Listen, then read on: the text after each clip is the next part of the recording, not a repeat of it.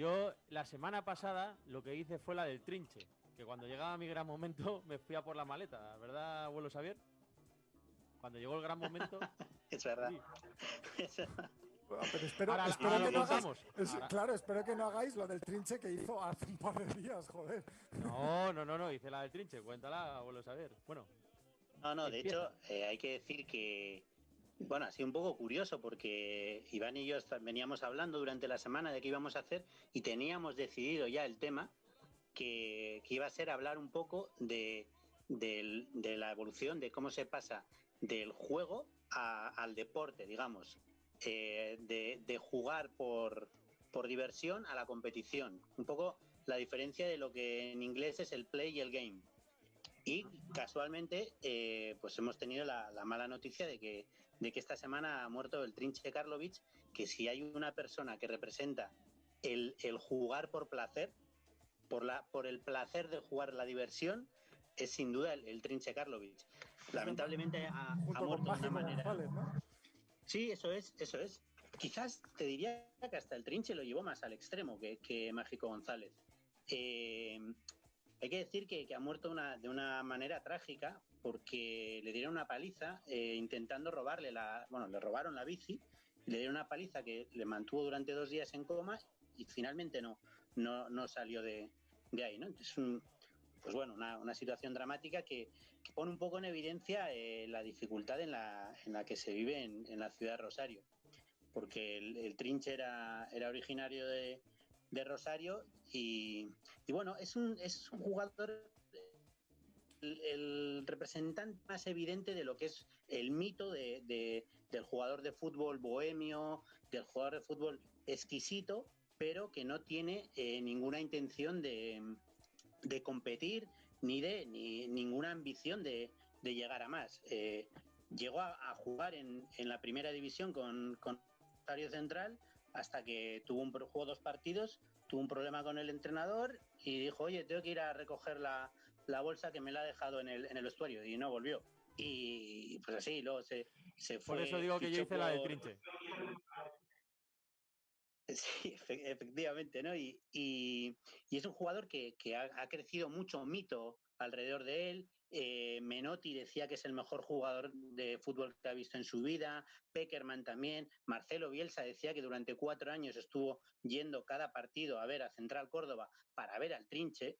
A un En equipo de Rosario, segunda división. eso es, efectivamente, él jugó siempre en un equipo de categorías inferiores de Argentina y que se llenaba el campo para ver al Trinche. Había una frase, bueno, que se hizo conocida en Rosario en esos tiempos, que era: cierren todo bien temprano que esta noche juega el Trinche. Bueno, eso De hecho, te da una idea del calibre que había adquirido, de pero hecho, al mismo tiempo era una persona bueno, no quería ir más allá, ¿no? Iván, tú sabes, de sabes hecho, mejor esta historia. de hecho, para que veáis la dimensión que tenía, hay por ahí un retorno de algún equipo que creo que me está volviendo a entrar, no sé si alguno tiene el móvil puesto, pero que justamente para ilustrar esto, lo que sucedía es que cuando él iba a jugar a campos de equipos rivales, hubo una anécdota, bueno, o sea, se llenaban solo para verle a él. Una vez un árbitro le sacó tarjeta roja y mientras que estaba yéndose a los vestuarios porque estaba expulsado, las dos aficiones empezaron a buchear al árbitro y el árbitro tuvo que ir al túnel de vestuarios a decirle, oye, vuelve al campo que si no al final de aquí no salgo. O sea, toda la gente quería ir a ver al campo para ver si estaba jugando el Trinche. Y de hecho hay una anécdota, cuando él renunció a jugar en la máxima categoría, como ha contado ahora mismo el abuelo Xavier,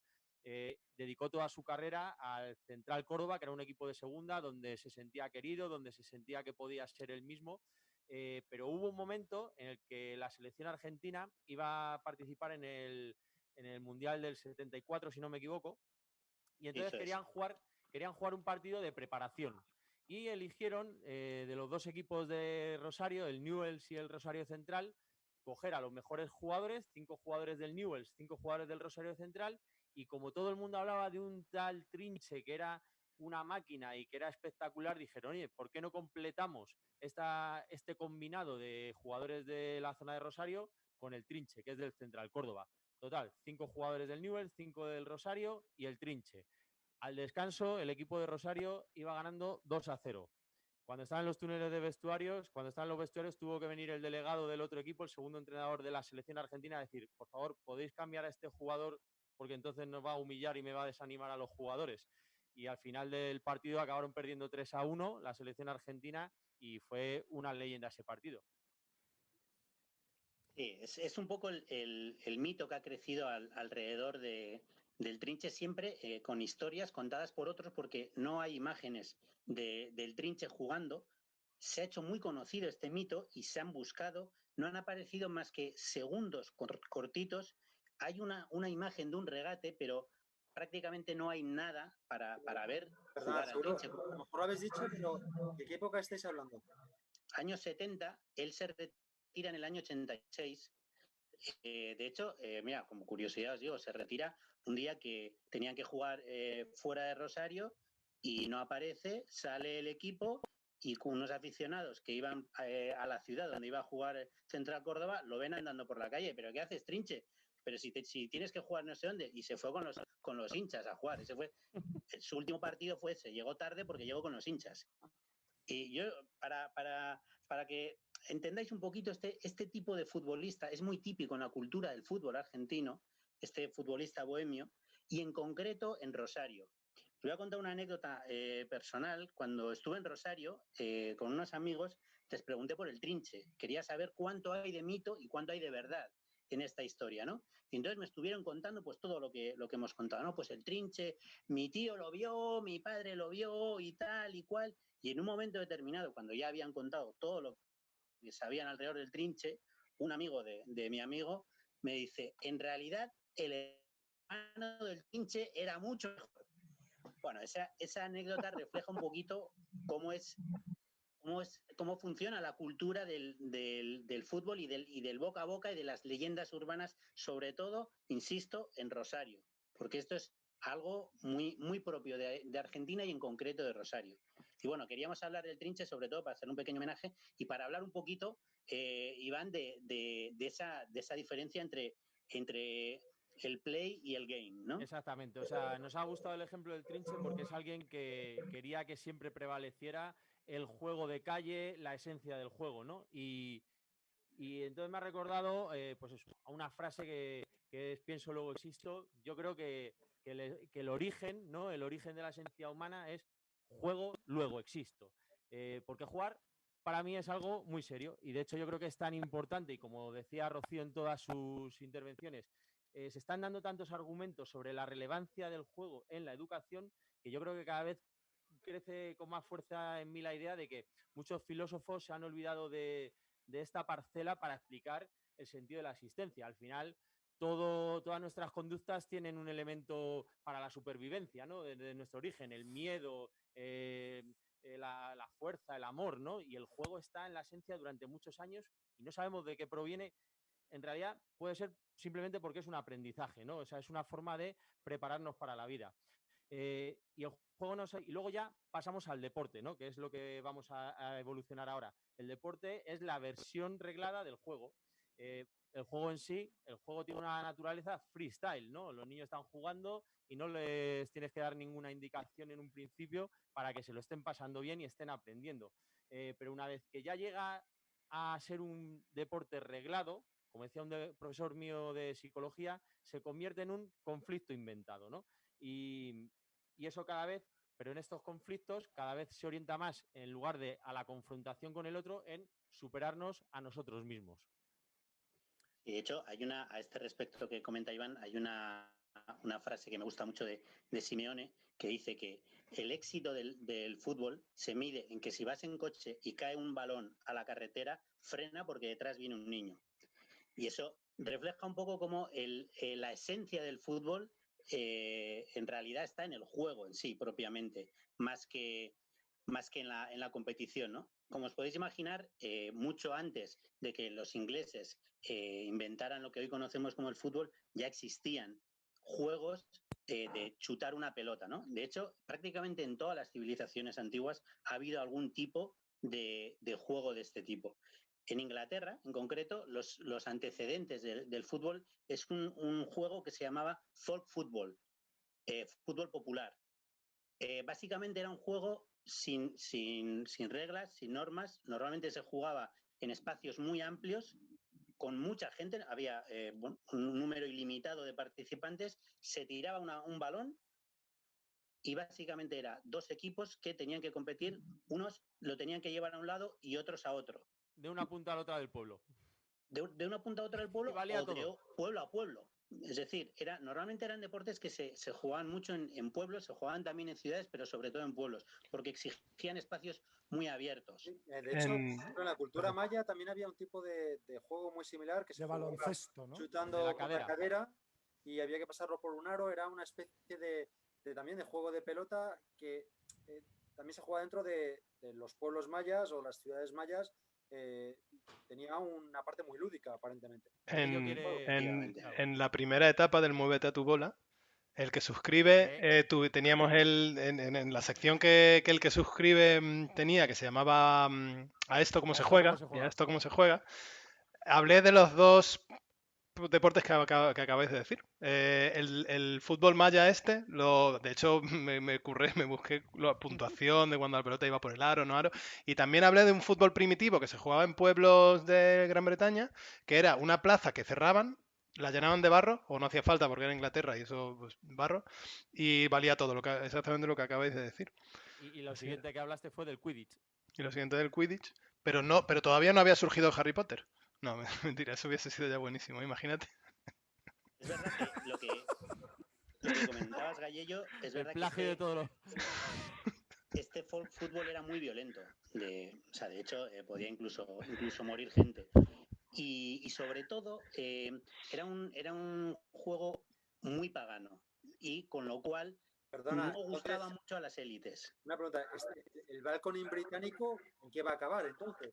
¿En un juego olímpico? Podríamos tener ahí, lo que pasa es que ese deporte ya existe en realidad, son los saltos de trampolín. Entonces, lo han perfeccionado mucho antes de que los ingleses lo convirtieran en una salvajada, ¿no? Pero vamos, en este caso sí que, las élites no veían con buenos ojos esto, consideraban que violentaba mucho a la población. En Gran Bretaña no se aplaude a las 8 por temor a que se tiren todos por la ventana. Pero... Hay alguien que yo creo que tiene por ahí puesto el móvil, bueno, sin más, decir que como decía Gallello, este tipo de juegos... este tipo de juegos no... Sí, no llegaron a desaparecer con la industrialización y la aparición de las grandes ciudades. Se limita a los pueblos y a día de hoy solo son unos poquitos pueblos los que lo mantienen. El más conocido de ellos es uno que se llama Kirkwall, en Escocia, que como curiosidad os diré que de ese pueblo es originario Willy, no nuestro amigo Willy Veleta, sino Willy, el conserje del colegio de los Simpson. ¿Sabéis de quién hablo? Sí, el pelirrojo, claro. Que es originario de este pueblo. Florencia, una de nuestras oyentes videntes más fieles, nos recomienda una serie que no sé si conoceréis alguno, que precisamente habla en 6 capítulos de cómo se inicia el fútbol en Gran Bretaña. Se llama Un juego de caballeros. No sé si la conocéis. Pero bueno, nos lo apuntamos. queda hecha la recomendación y nos lo apuntamos. Bueno, y esto es juego que en principio tiene un carácter freestyle de niños, ya pasa a adultos y de pronto se convierte en algo salvaje, como decía. Ahora en la etapa moderna pues se refina e incluso ya teniendo reglas psicológicamente, y esto es lo que también queremos que a lo mejor la gente pueda sacar en conclusión de esta sección, que pueda aplicar a su vida, se traslada a que el deporte, incluso los mayores profesionales, en lugar de ser algo agresivo de yo contra mi rival, tiene que ser algo de yo contra mí mismo, ¿no? El mejor ejemplo es Nadal, grandes psicólogos, grandes coaches siempre le ponen como ejemplo porque de Nadal, que es una persona que al principio se valía de su físico, luego ha ido refinando la técnica, pero llega un momento en el que sigue siendo bueno porque lo más importante de Nadal es su mentalidad, ¿no? Y es alguien que frente a él nunca ve a un rival, nunca ve a un enemigo, ve a un compañero tenista que le va a ayudar a poner sus capacidades al límite, sus capacidades, y le va a ayudar a superarse a sí mismo. Por lo tanto, nunca juega con ira, nunca juega con rabia, es muy difícil sacarle de sus casillas. Solo contra el gobierno, solo cuando sale solamente cuando le toca a lo mejor lo de los impuestos de Andorra o cuando... o la pandemia, que la hubiera arreglado el primer día. Esto me pasa como Dalí, ¿no? Que una cosa es lo que opine de él como artista, en este caso como deportista, y otra cosa ya sus opiniones personales. Sí, lo facha que sea. Exactamente. Bueno, de eso, un día voy a contar una historia de Galeano que es maravillosa. De lo facha que es Nadal. De lo facha que es Nadal. No, de cuando elogias a alguien que ideológicamente no tiene nada que ver con... Vargas Llosa. Pero... Vargas Llosa. Se me ha venido Vargas Llosa inmediatamente. Entonces, bueno, por ejemplo, ¿cómo podemos poner esto en la práctica en la vida diaria? Pues en tu casa, en tu trabajo, en tal... No es necesario entrar en furia, ¿no? Cuando tienes que resolver un conflicto. Simplemente tienes que pensar que esta situación que se te pone delante es una oportunidad para poner tus límites, tus capacidades a prueba.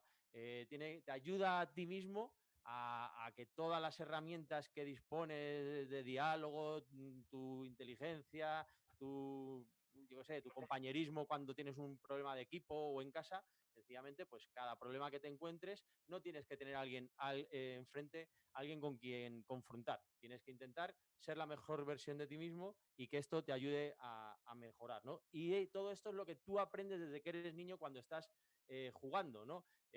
Cuando estás en la calle discutiendo por una pelota, por un gol que no ha entrado, esto es así, los niños están negociando, los niños están aprendiendo a resolver conflictos también, ¿no? Entonces, por eso es tan importante que los niños tengan muchas experiencias de juego. Y ya para terminar mi parte, solamente voy a decir tres psicólogos, ¿no? Cuando yo estudié teoría de juegos, ¿no? En diferentes cursos y en TAFAD, etcétera, me sorprendió que hubiera tanto material, ¿no? Y tanta teoría sobre juegos. Por ejemplo, Freud decía que el juego es un proceso de naturaleza emocional como expresión de los instintos, sobre todo del instinto de búsqueda de placer. Bueno, Freud siempre lo llevaba eso, ¿no? Y luego Piaget, que era conocido por describir los estadios del desarrollo cognitivo, describía el juego como una adaptación a la realidad y a las exigencias del mundo externo. Es decir, todo lo que a ti te va pasando mientras que estás jugando te está ayudando a que tú te adaptes al exterior y a lo que te puedas llegar a encontrar en el futuro. Y por último voy a mencionar a otro gran sabio, que es Manolo Vázquez, que me dijo en una ocasión que el trabajo de los niños es jugar y están todo el día currando. Pues ole, muy bien. Ole, ahí Manolo. Maravillosa sí, frase. Claro que sí. Además Manolo, que es un querido dentro del programa y que está siempre ahí al de hecho, acaba de hacer un comentario, le habéis mentado al revés, y dice que no empecemos con el rollo de lo profesional y lo personal, que solo hay una persona que... Lo único que hay es una persona que se ejercita sobre algo, pero con una forma de ser y pensar, al hilo de lo que hablábamos antes. Pues esto sería un debate bueno para que lo hagamos. Es decir, ¿hay que consumir contenido de alguien con quien discrepas duramente en lo personal o no? Pues eso lo podemos dejar para otro tal, porque bueno, ahí esto está. Para un debate, para a lo mejor para el programa que viene o al siguiente. Antes hablabais de Vargas Llosa, a mí me viene a la cabeza Elia Kazan también, que era otro personaje polémico en ese sentido. John Wayne. John salud, Wayne, salud. Muy bien estornudado él, así con el codo. O los directores cientos de cine que hay que tienen un Garci. O Kim Jong-un. No, Woody Allen al final pues es una persona que él ya está diciendo que no sabe en el futuro si se le recordará por cineasta o por sus por todos sus conflictos, ¿no? Sí. Exactamente, pero... Es que hay miles, Claro. Sí. Oye, bueno, pero esto lo dejamos para otro día. Esto lo dejamos para otro día. La sección, al hilo de lo que comentaba Iván, de hecho, la realidad es que el fútbol pasa de ser un juego a ser un deporte precisamente con la intención de educar en ese sentido. Habíamos dicho que desapareció este folk fútbol originario y donde se mantuvo realmente fue en las universidades, que eran los únicos espacios que se mantenía con posibilidades de disputar estos juegos. Hay que decir que en esa época, que era principios del siglo XIX, los estudiantes, vamos a decir que eran hijos de gente con mucho dinero del Reino Unido, que iban un poquito desobrados, con lo cual generaban bastantes problemas, sobre todo en los pueblos en los que estaban las universidades. en las universidades se les ocurrió que, puesto que les gustaba tanto jugar a este fútbol, una opción era hacerles jugar en las universidades y que de esa manera templaran los ánimos. Y es así como nace el fútbol, empiezan a ponerles unas reglas a ese juego para intentar educar a esos hijos de la aristocracia británica. Poco a poco cada universidad va poniendo sus normas, un poco como ocurre aquí, en mi casa se juega así, hasta que al final se juntan todos en una taberna de Londres que se llama Freemasons, que otro día hablaremos. Freemasons es los masones libres, otro día hablaremos de la relación de la masonería con el fútbol, y es así como se crea las normas del fútbol y es así como el fútbol pasa a convertirse de un juego definitivamente en un deporte. Para cerrar me gustaría decir una frase de Eduardo Galeano. ¡Atención al retorno! ¡Que hay retorno! ¡Atención! Siempre es cuando hablo yo. No, es el micro de Xavi, ya lo hablaremos luego en otro momento. Ah, vale. Quiero terminar con una frase de Galeano que dice: yo no me quiero morir nunca porque quiero jugar siempre. Ole. Gran Galeano. Ese sí. Grande, macho, ¿eh? Con ese no tenemos ninguna discrepancia ninguno.